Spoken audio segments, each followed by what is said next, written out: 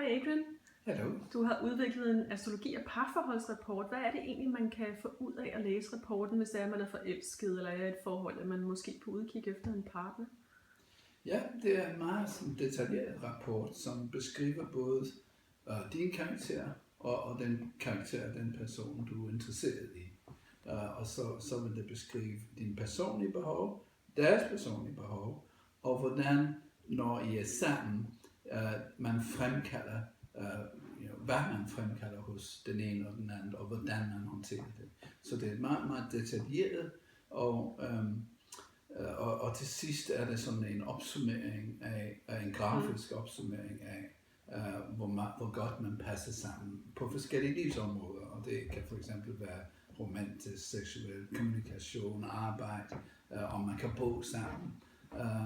Så på den måde er det en meget, meget hjælpsom rapport, som man kan bruge i en eksisterende forhold, eller hvis man bare er på udkig efter en og ønsker at vide, hvordan man passer sammen. Det lyder rigtig godt.